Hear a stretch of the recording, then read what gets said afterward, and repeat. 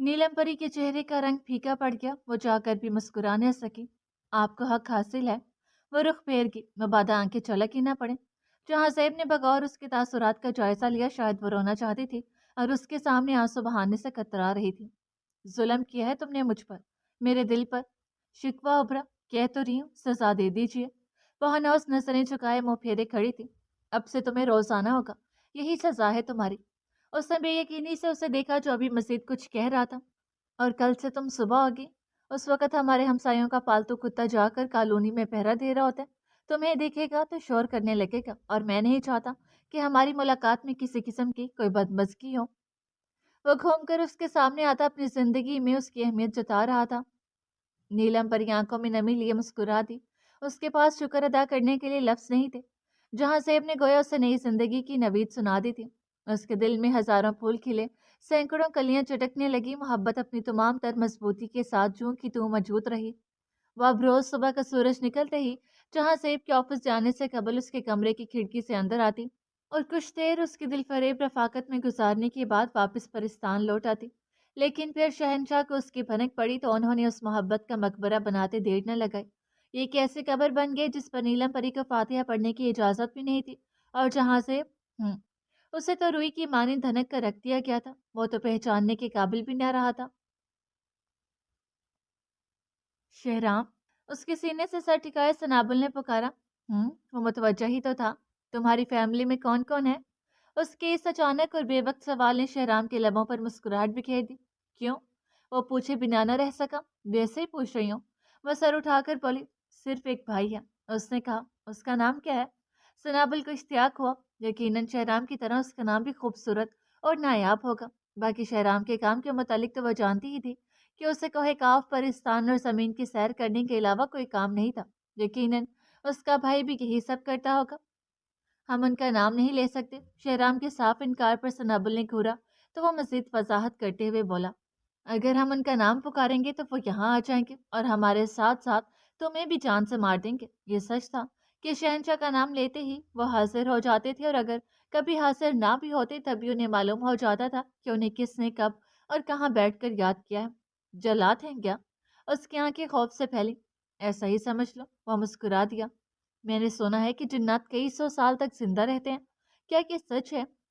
उसका दिल शहराम के भाई से लम्हों में उचाट हुआ था, इसलिए आपके सवाल बदल कर तस्दीक चाहिए।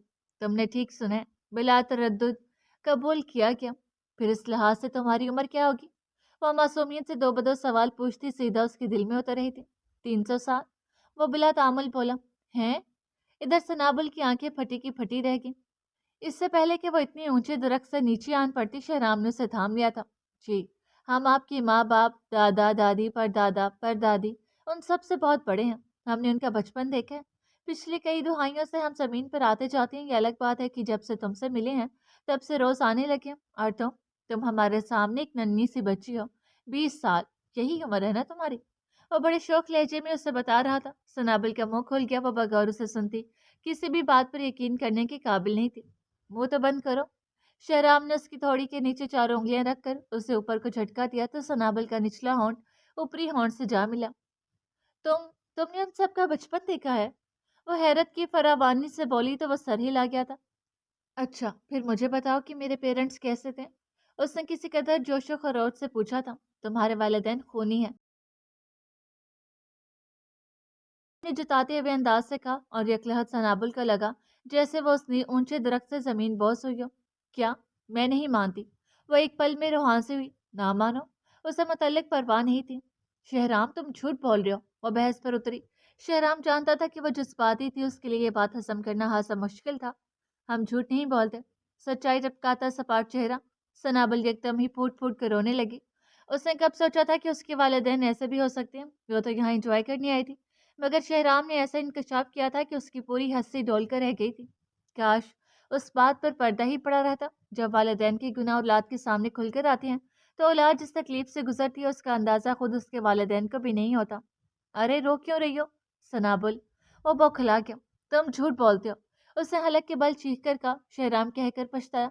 अगर उसे मालूम होता कि सनाबुल इतना बुरा रद्द-ए-अमल देगी या उसे उस कदर तकलीफ होगी तो वो कभी उस राज को फाश न करता। उसने चुप करवाने की खातिर सनाबुल का बाजू थामा, लेकिन वो उसका धक्का देकर आगे हुई और अगले ही पल दरख्त से नीचे फलक शकाफ चीख उसके हलक से निकली। शेराम घूम कर आया और हवा किसी तेजी से उसे अपनी बाहों में भर लिया। सनाबुल उसके गले में बाहें डाले, स्याह कोट में मुंह छुपाई गहरे सांस लेने लगी। तेज हवाओं के चक्कर चलने लगे और अगले ही लम्हे वो दोनों जंगल से गायब होकर सनाबुल के कमरे में आके शेहराम उसे बेड पर लिटाकर दूर होने वाला था, मगर सनाबुल ने उसका कॉलर थाम लिया। शेहराम ने नासमझी से उसे देखा। आई एम सॉरी, मैं जानती हूँ तुम सच कह रहे हो, लेकिन शायद मेरे लिए ये एक्सेप्ट करना बहुत मुश्किल है। वो रूंधी हुई आवाज में बोली तो शेहराम ने तसल्ली दी। कोई बात नहीं, मुझसे नाराज मत होना, वरना मैं बिखर जाऊंगी। शेहराम ने झुककर उसकी पेशानी चूमते हुए खुद में भींच कर ये मान बख्शा था कि वो उससे कभी नाराज नहीं होगा। भला अपनी जिंदगी से कौन रूठता है।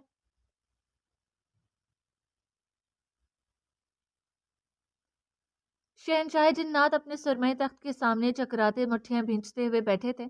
उनका बुलंद फशार खून सख्त बरहमी की अलामत था, क्यों जैसे रगों में अंगारे भर दिए गए हों। वह जबत के बावजूद लाल भभौ का चेहरा लिए खड़े थे। उन्हें जिंदगी में आज तक कभी इतना दर्द नहीं हुआ था जितना आज हो रहा था। उस छटांग भर लड़की की इतनी औकात कि वह शहनशाह जिन्नात से टकराती, उनकी बात रद्द करती, उन्हें ठुकराती। उन्हें सुनहरी परी ने शाही महल में आकर आंखों में आंखें डालकर बहुत कुछ कहा था, उन्हें तब भी इतना दुख नहीं हुआ था। तासु जमा यासत, तुम हमारी हो, ये उनका हुक्म था और उसे टालने की जुर्रत किसी किसी परिंदे में भी नहीं थी। लेकिन उसने किस कदर ढिठाई से कह दिया था कि मैं तुमसे नफरत करती हूँ। ये लहजा, ये लफ्ज, ये एक जुमला दिल पर तीर की तरह लगा था। यह असाब शिकन जवाब उनकी बावकार शख्सियत पर तेजाब गिरा गया था। उन्हें तकलीफ हुई थी, हाँ, जिंदगी में पहली बार शहनशाह जन्नत को तकलीफ हुई थी। रंज था, हिजन था, मलाल था। वो चाहते तो एक लम्हे में उस लड़की की रूह को आलमे अरवाह पहुंचा देते, लेकिन क्या करते, जान बस की थी उसमें उनकी, उसे यूं खुद से दूर नहीं कर सकते थे। वो उनकी रूह तक रसाई हासिल कर चुकी थी तो कैसे उसे खुद से अलग करके फेंक देते। उन्होंने आज तक जो चाहा था वो किया था, कोई रोकने टोकने वाला नहीं था, क्योंकि वो शहनशाह थे, शहनशाह जिन्नात, यानी जिन्नात के कबीले के सरदार। वो आग से पैदा किए गए थे, जो मिट्टी से कहीं ऊपर भड़कती है, शोलों की मानद। उनमें बेशुमार ताकतें थी, सलाहियतें थी। क्या थी वो लड़की उनके सामने? उनके अब्रू की एक जंबिश पर हजारों जिन्सात मरने के लिए तैयार रहते थे। कहे काब से लेकर परिस्तान तक उनकी दहशत छाई हुई थी। उनसे उम्र में बड़े और कहीं ज्यादा ताकतवर जिन्नात भी उनके आगे रेत के जर्रे की मानंद थे। परियां की मुट्ठी में थी, वो लम्हा में लोगों की जिंदगियां बदलने का हुनर रखते थे। मजबूत और आहनी इरादों के मालिक शहनशाह जिन्नात। मगर वो 5 फुट की लड़की, जिसके बाल घुंघरियाले थे, जिसकी आंखें सुरमई थी, सिल्वर गरे गले में 3 नगों वाला लॉकेट पहनती थी, वो रंग दूधिया सफेद और उसमें घुली गुलाबियां। वो कौन थी? बिलाशुबा एक आम से नाजुक अंदाम खाकजादी, यानी हुरैन। उसने शहनशाह जिन्नात को चारों शाने चत कर डाला था। वो खुद को उसके सामने बेबस पाते थे। औकात क्या थी उसकी? मिट्टी से बनी एक मोहरत, जो अपने हाथ की मदद के बगैर एक पत्ता भी यहाँ से वहां ना हिला सके। वो जब उस दरख्त के नीचे आकर बैठी थी तो शहनशाह जिन्नात खुद पर काबू नहीं पा सके थे। उन्हें यकीन नहीं आया कि भला कोई खजा रसीदा दरख्त से मोहब्बत कैसे कर सकता था। हुरैन की आंखों में वालेहानापन देखकर ही तो वो घायल हुए थे, वरना वो थी ही क्या? सुनहरी परी से ज्यादा खूबसूरत तो नहीं थी, सुनहरी तो मलिका हुस्न थी। उसकी आंखों के धनक रंग ही सबका ईमान डगमगा देते थे। तो फिर शहनशाह का दिल उस पर बेईमान क्यों ना हुआ? वह क्यों एक आदमजादी के पीछे पड़ गए? जवाब खुद उनके पास भी नहीं था। वो बस उसे चाहने लगे थे जुनून की हद तक, तभी तो उसे छूने की कोशिश करते।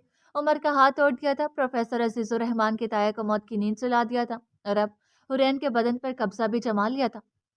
कैसी अनोखी मोहब्बत थी उनकी। हालांकि मोहब्बत तो दुआ की तरह होती है, मगर हुरैन को किसी बद्दुआ की तरह मिली थी, नजरबद की तरह लगी थी।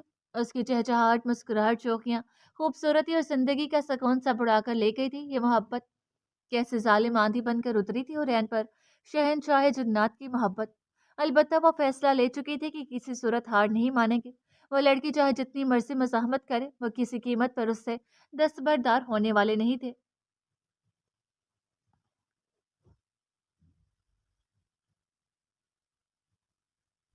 हुरैन के दिलो दोस्त चीखों के तूफान ने रात की इस पहर दरोबाम को हिलाकर रख दिया था। जमाल साहब और सालिया बेगम हड़बड़ाकर भागे थे।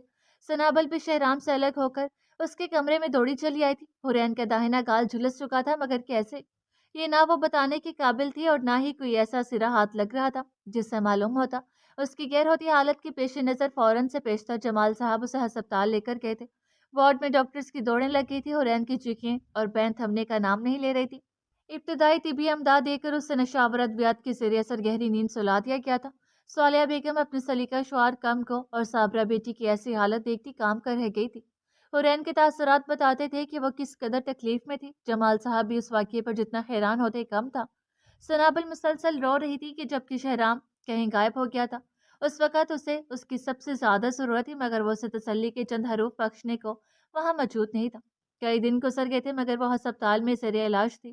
ڈاکٹرز اس کے مرض کی تشخیص کرنے میں بری طرح ناکام تھے، نہ ہی دواؤں سے اس کا جلسا ہوا گال بہتر ہو رہا تھا۔ رو رو کر حرین کے پپوٹے سوج گئے تھے، سلور گرے غزالی آنکھوں کے گرد ہلکے بن گئے تھے اور چہرے کی گلابیاں سردیوں میں ڈھل گئی تھی۔ گلا سڑا داہنا گال اس کی باوقار شخصیت پر بدنما داغ کی طرح جوں کا توں موجود تھا۔